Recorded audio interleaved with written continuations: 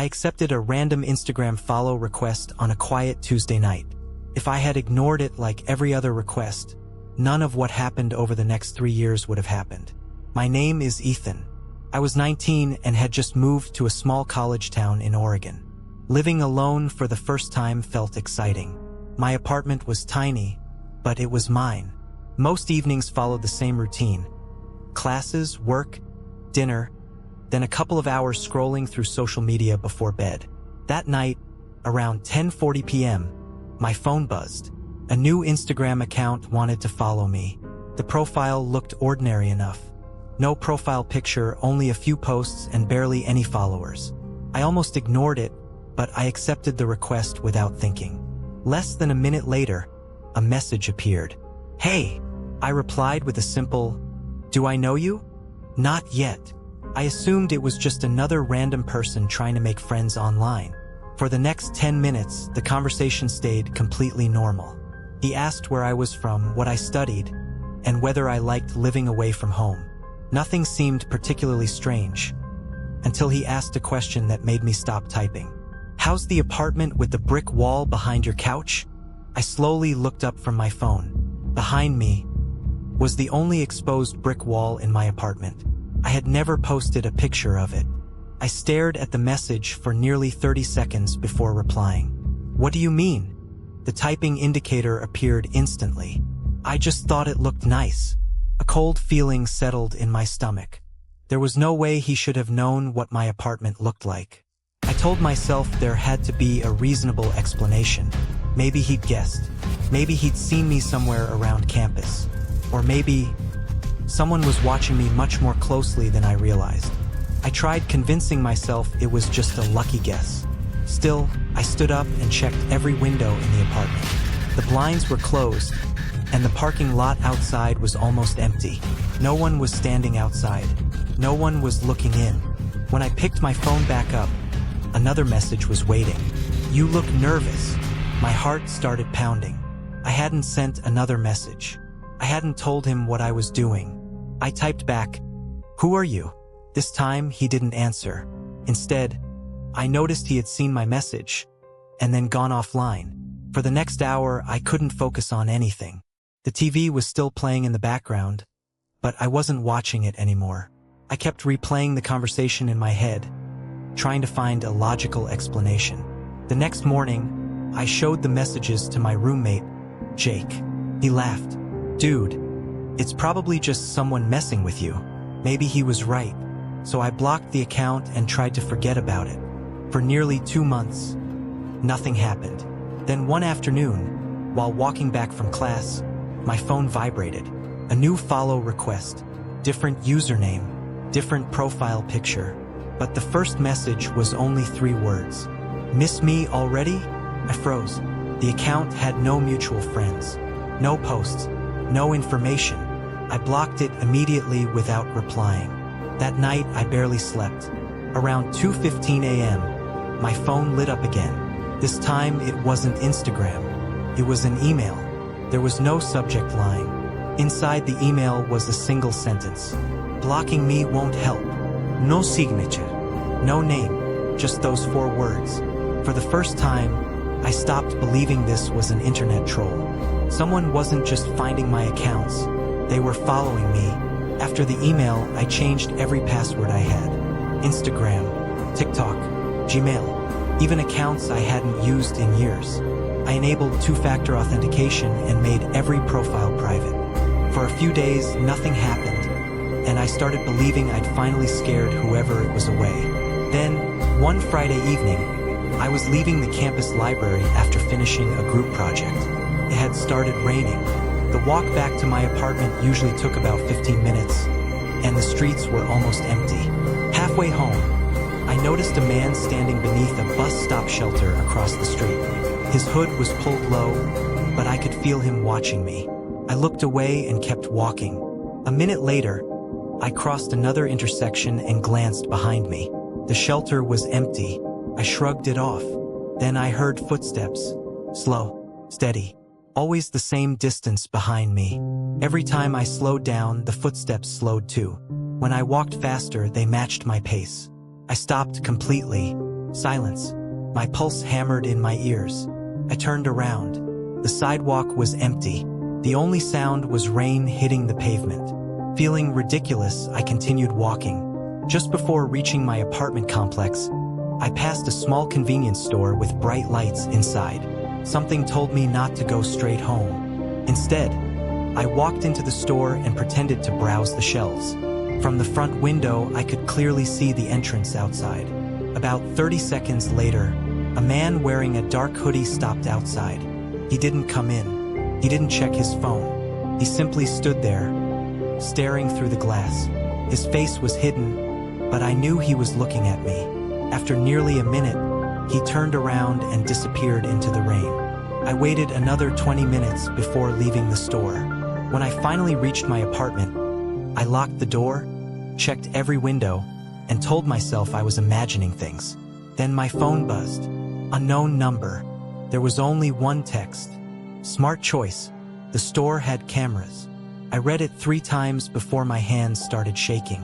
Whoever this person was, he hadn't guessed where I was. He had watched me walk into that store. I didn't sleep that night. The text kept replaying in my head. Smart choice. The store had cameras. It wasn't a threat. It was worse. It was proof that someone had been close enough to watch every decision I made. The next morning, I went to the local police station. I showed them the Instagram messages, the email, and the text from the unknown number. The officer listened carefully, took copies of everything, and told me to keep documenting any future contact. Without a clear suspect, there wasn't much else they could do. I left feeling no safer than when I had arrived. For the next week, life returned to an uneasy routine. No messages, no calls, nothing. Then, on a Tuesday afternoon, I stopped at a grocery store after class. As I walked toward the checkout, something caught my attention. A man stood at the far end of the aisle. He wasn't shopping. He wasn't looking at the shelves. He was looking at me. The moment our eyes met, he turned the shopping cart around and disappeared into the next aisle. I hurried after him. The aisle was empty. No exits, no employees, no customers, just silence. A chill ran down my spine. That evening, I got home and checked my mailbox. Inside was a plain white envelope with no stamp and no return address. Someone had delivered it by hand. There was only one photograph inside. It showed my apartment building from across the street. The picture had clearly been taken at night. One window was glowing. Meaning, on the back of the photo, written in black marker, were 6 words. You always leave the light on. I immediately switched off every light in the apartment and locked every window again. As I stood in the darkness, my phone vibrated. Another unknown number. This time, there was no text, only a photo. It had been taken just seconds earlier. From outside my apartment, looking directly at my window. I backed away from the window without taking my eyes off the photo. The room was completely dark now. For several long seconds, I couldn't see anything outside except my own reflection in the glass. Then, a faint silhouette moved across the parking lot. I couldn't make out a face. Just a person standing perfectly still beneath a dead streetlight. My phone rang. Unknown number. This time I answered. I didn't say a word. Neither did the person on the other end. All I could hear was slow breathing. Then, the call disconnected. A second later, someone knocked on my apartment door. 3 slow knocks. Every muscle in my body locked up. I stayed silent, hoping whoever it was would think I wasn't home. Another 3 knocks. Still slow, still calm. I grabbed the baseball bat I kept beside my bed and quietly moved toward the peephole. Nothing. The hallway was empty. I waited almost a full minute before looking again. Still nobody. Just as I stepped back, my phone buzzed. A new message. Wrong door. My blood ran cold. Before I could even process what I'd read, I heard footsteps running up the apartment stairs outside. Not one person, several. Then someone shouted, "Police!" I unlocked the door just enough to see 2 officers in the hallway. One of my neighbors had called 911 after seeing a man hiding behind cars and taking pictures of the building. The officers searched the complex for nearly an hour. Behind a row of bushes near the parking lot, they found a backpack. Inside were a camera, extra phone batteries, bottled water, and a small notebook. Most of the pages were filled with dates, times, and locations. Several entries mentioned my apartment building. One page contained only a single sentence. "He always notices when I'm too close." The officers believed the backpack belonged to the man they had been searching for, but he had disappeared before they arrived. As they packed the evidence into their patrol car, one officer turned to me and said something I'll never forget. "If this is the same person who's been contacting you online, this stopped being harassment a long time ago." For the first time, I realized something terrifying. He hadn't been trying to scare me. He had been studying me. The police took the backpack as evidence, but they never found the man who had left it behind. For the next few days, an officer drove through my apartment complex every evening. My friends insisted I wasn't staying alone, so one of them slept on the couch each night. It helped, at least a little, but the feeling of being watched never disappeared. 3 nights later, I came home from class just after sunset. Everything looked normal. The parking lot was quiet. The hallway lights buzzed softly. Nothing seemed out of place. As I reached my apartment door, I noticed something sitting on the doormat. It was a small brown package with no shipping label, no return address. My stomach tightened.